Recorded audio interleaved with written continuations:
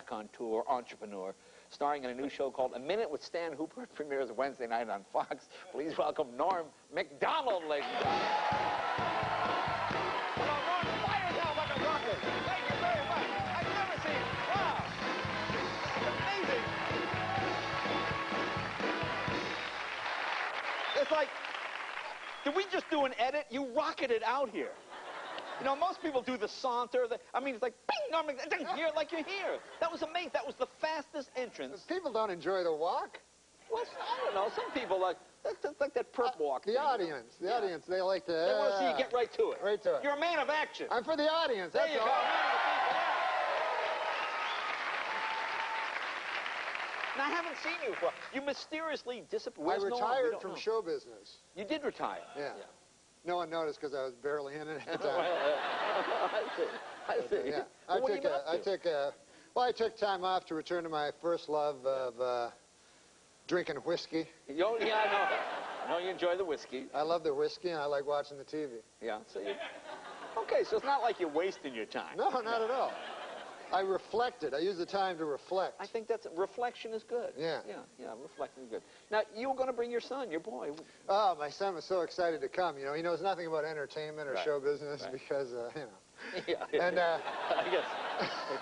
But he loves sports, you know. He's a basketball fanatic. He loves it. A beautiful little 10-year-old boy I have. And he was very excited because Charles Barkley... Charles was supposed to be here. Yeah. And apparently he was afraid to fly in with the fire. Yeah.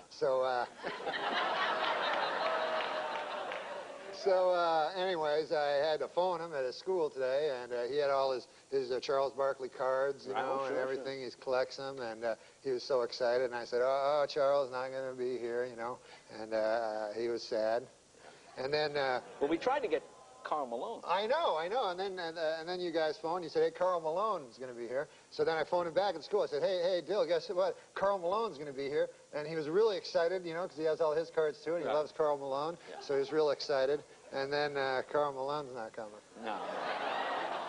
So then they phoned me. They go, it's going to be Jillian Barberie. So I phoned my boy, and I got, you know, he's in school. I said, hey, Charles Barkley's not going to be here, and Karl Malone's not going to be here, but Jillian Barberie is going to be here. And then he said, is she a point guard for the Warriors or something?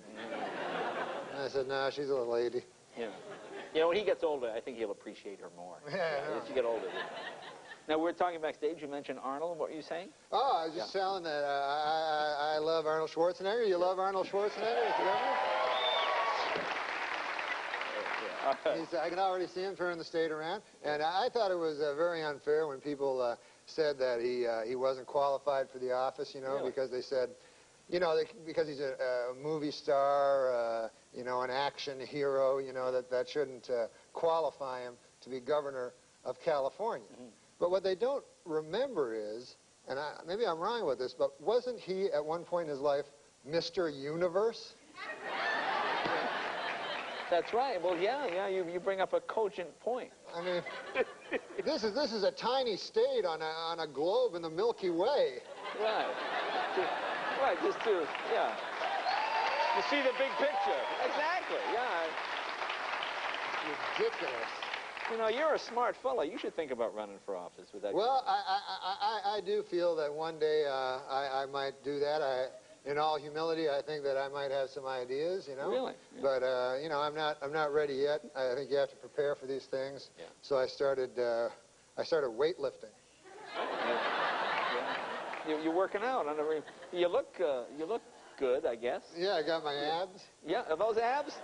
Are they supposed to stick out like that? I thought the abs went in. I didn't realize. So your abs are so powerful, they're actually coming forward. Wow, that's amazing. And they're hairy. Your hairy abs. Yeah, I don't want to see it. But I don't even know what I'm supposed to do when I get the abs, really. Do you just show them to people? I don't. Did you injure yourself? Did you? You know, I worked out, man. I went to this trainer. He was a personal trainer. Yeah. And this guy, man, I don't know if you've ever lifted weights. You look like you have, you know? Yeah, I did, But, no, he looks like a strong guy. But I went there, and I've never lifted weights, you know, and I was new to it. And so the idea is you take the weight, you're like, ah, and you lift it up. and then you put it down. Right, yeah. And then right away, you lift it again. And you put it down. And you do this 20 times, right. and then the weight's where it was when it started, you know. And then so you don't really gain anything. you gain, no. the weight is the same place, and your muscles hurt, you're all sore and everything. And very repetitious, you know. It's the same problem I have with sex. It's too much of the same. Too much of the same. Yeah. You can't get into it. And so then this character, my trainer, finally, after 2 weeks of like lifting these crazy amounts of weights, I go, geez, I think I finally, it's getting a little easier. He goes, I'll put more weight on it. I go, what? Then I'm like, it's the same thing again. Just a never-ending cycle. I know. Did you hurt yourself? Like Did you slip a disc like in or something? sex, if you finally figure that out, it's not like they bring a heavier lady in. Right. I guess that's true. Got a bigger girl? Look, we'll take a break. More with Norm right after this. We'll figure the heavier lady.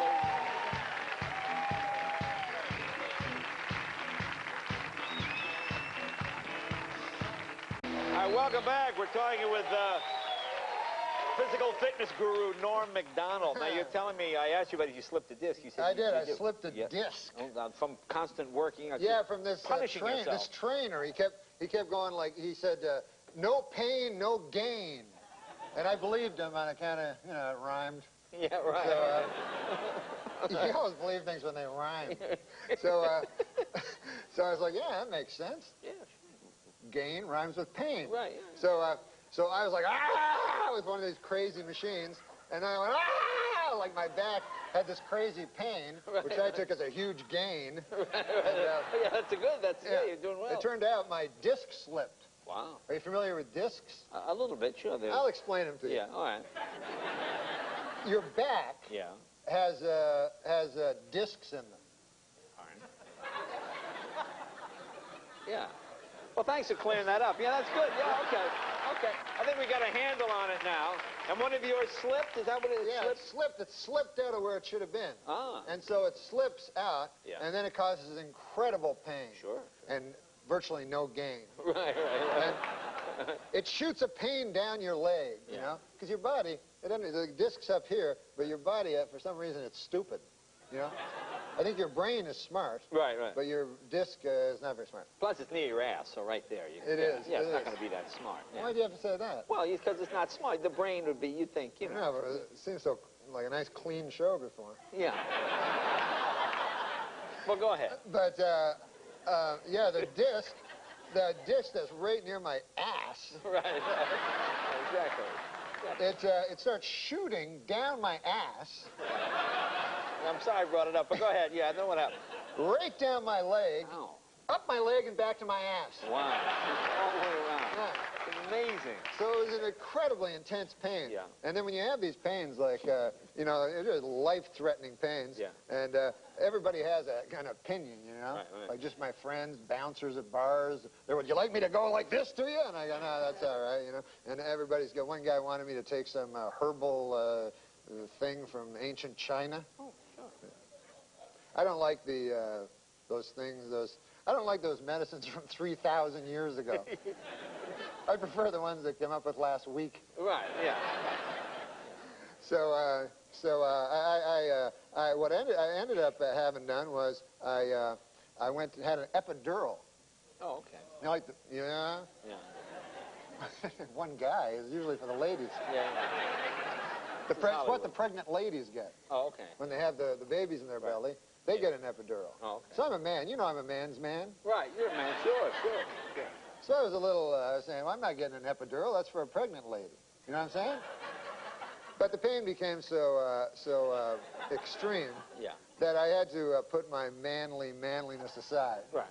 And I did get an epidural. All right. Oh, my God. Even if you don't have a slip disc, get one of these epidurals. Oh, yeah?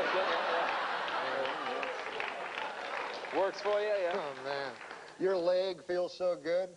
I mean, you want to talk about your ass, my Lord. Your ass feels like Jillian Barbieri's ass. Right. That's very good. Now, I understand you also, you did some horseback riding? Oh, yeah. I always thought I'd be a good horseback rider on account I love Western movies, you know. Well, that makes sense. That's an interesting... Ever since I was a kid, I saw them Western movies with their horseback riders, and I thought I'd always like to do that, and I felt I'd be good, and so I bought a hat.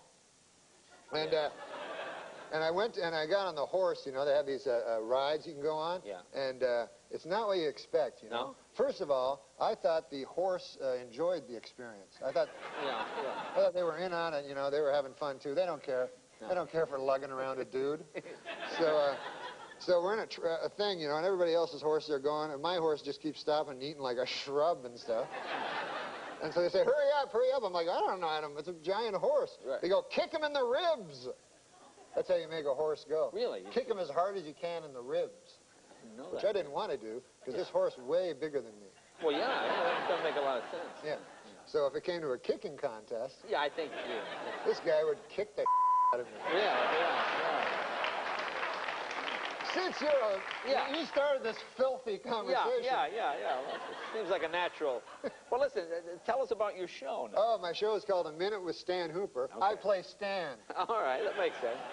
And it's on Wednesdays nights at 8:30 on Fox Television Network. I play a Charles Kuralt character, if you will, a Paul Harvey, a Charles Osgood, a commentator. A commentator. Yeah.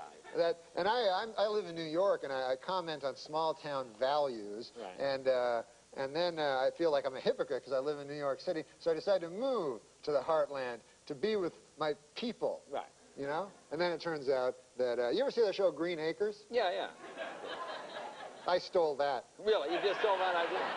All right, very good. Well, very good. The show is on Wednesday night. We'll watch it. A Minute with Stan Hooper. Ah, that'd be great. Norm, thank you.